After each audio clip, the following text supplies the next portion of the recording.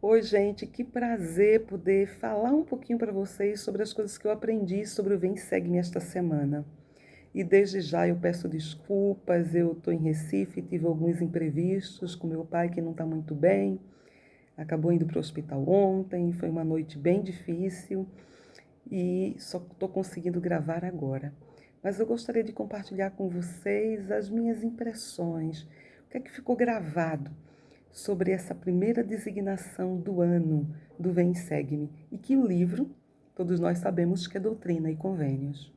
Bom, o título já diz muita coisa. A restauração da plenitude do Evangelho de Jesus Cristo. Para a gente entender essa restauração, a gente precisa entender por que houve a necessidade de uma restauração. A gente precisa lembrar que Cristo ele já tinha estabelecido a sua igreja na terra.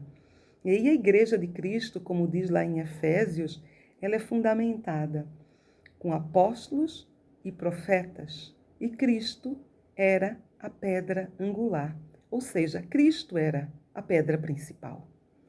E a gente sabe que essa era a organização da igreja de Cristo. Ele fala isso em Efésios 2, ele fala isso em Efésios 4.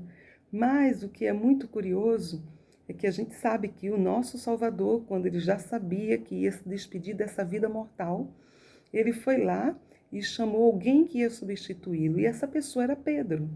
E ele disse: Pedro, tu és Pedro, e sobre essa pedra estabelecerei a minha igreja. Pedra que significa revelação. Então a gente aprende que na igreja de Jesus Cristo a revelação é fundamental.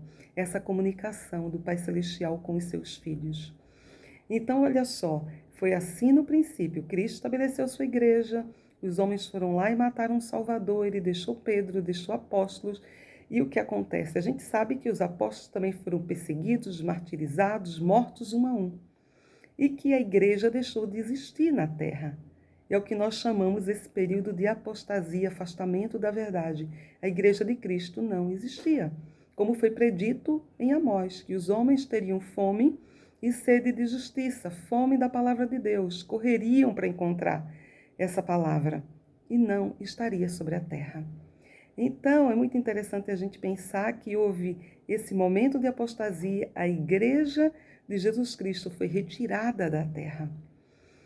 E a gente sabe que foi prometido que haveria uma restauração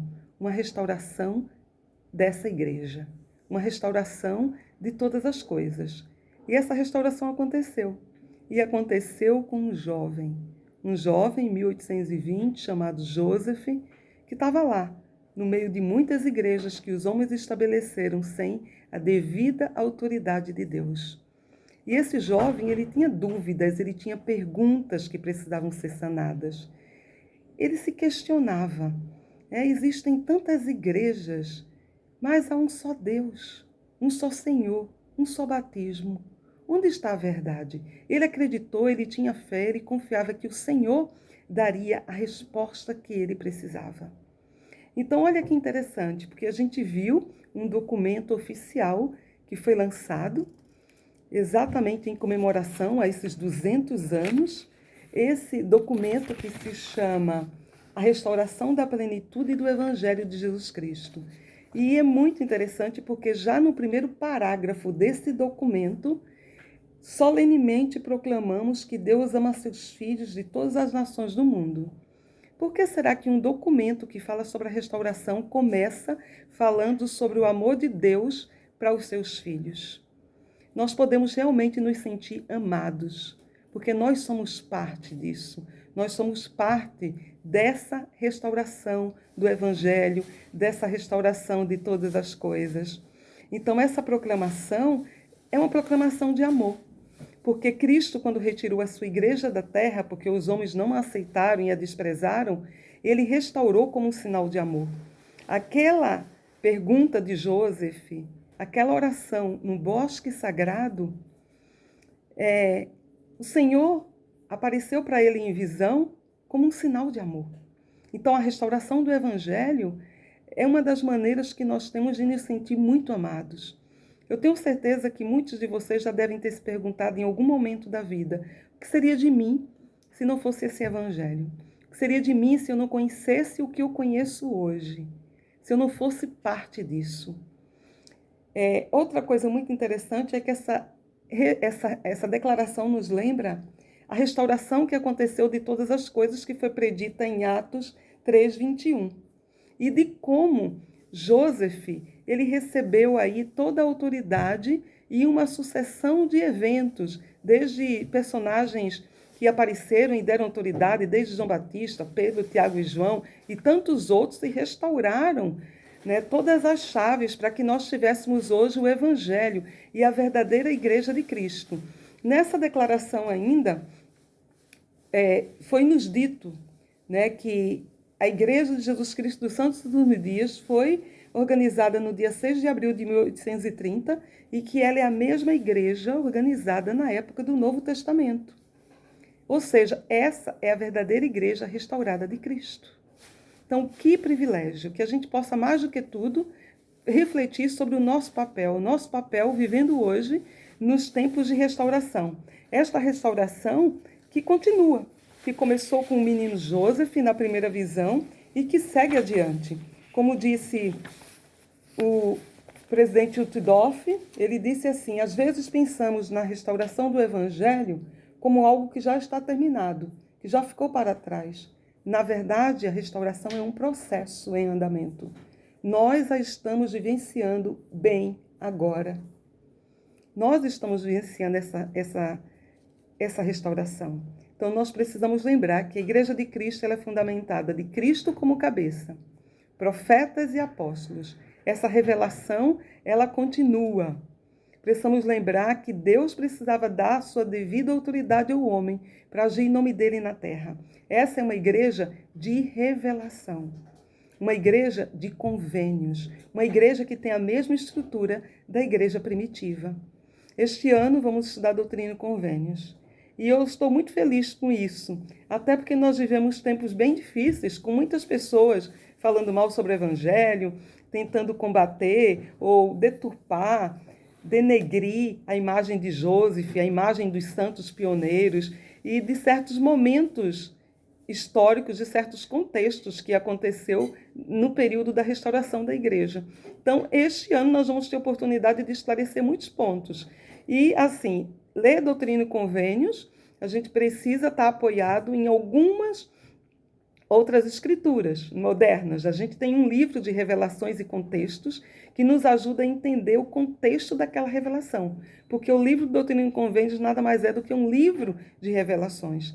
As pessoas tinham muita necessidade na época de dizer, como assim? Joseph é um profeta, ele fala com Deus? E onde estão essas revelações? O que é que ele tem revelado? E o Senhor faz exatamente isso, como um profeta que se comunicou com Joseph, assim como se comunicou com Moisés, com Isaías e com tantos outros, essas revelações estão lá, no livro Doutrina e Convênios. E aí nós temos revelações em contexto, que nos ajuda a entender o contexto dessa revelação, para nos esclarecer melhor o que acontecia na ocasião. Nós temos o livro Santos, que já tem aí 4 volumes, que também nos ajuda a entender a história da igreja, nos ajuda a entender melhor o que aconteceu. Então, assim, o Senhor, mais uma vez, ele nos mostra e nos dá instrumentos, maneiras para que a gente possa esclarecer, entender, né, e aclarar mais as nossas dúvidas, a nossa compreensão do Evangelho. Eu sou imensamente grata por esse Evangelho, por saber que hoje nós temos estabelecido na terra a mesma igreja primitiva, a mesma quando o Senhor foi lá e disse em Marcos, que chamou apóstolos, que deu autoridade, que eles saíram pregando o Evangelho, a mesma organização. E que bênção é ser parte dessa igreja. E saber que a igreja é uma igreja viva, uma igreja de revelação. Uma coisa bem interessante é que nas primeiras 19 revelações, né, são antes da tradução do livro de Mórmon. Doutrina e Convênios, as 19 primeiras revelações acontecem antes da tradução do livro de Mórmon. Só na 20ª é que eles estão aí já iniciado essa tradução. E aí a gente pode pensar, poxa vida, o livro de Mórmon é o livro mais importante, é o livro que testifica de Cristo, sim. Mas precisamos lembrar que Doutrina e Convênios caminha lado a lado com o livro de Mórmon, porque ele traz revelações para os nossos dias, também para as nossas épocas e para a nossa vida. Então, que o Senhor nos abençoe o nosso estudo, que possa ser maravilhoso esse ano que possamos mergulhar nesse livro, entendê-lo, ter um testemunho dele, e entender que essa restauração, como foi dito, né, que os céus estão abertos. Então é interessante a gente pensar que o céu está aberto, ele é acessível. Do mesmo jeito que Deus se comunicou com Joseph, através da sua oração sincera, ele pode se comunicar conosco. Tudo que nós precisamos é ter a mesma fé, é ter a sinceridade de coração para buscar ao nosso Pai Celestial. Nas nossas ansiedades, nas nossas dúvidas, nas nossas perguntas, no consolo que a gente precisa para o nosso dia a dia. Que possamos ter um ótimo ano, compartilhando experiências juntos e entendendo que nós vivemos esse momento da restauração de todas as coisas. Até a próxima!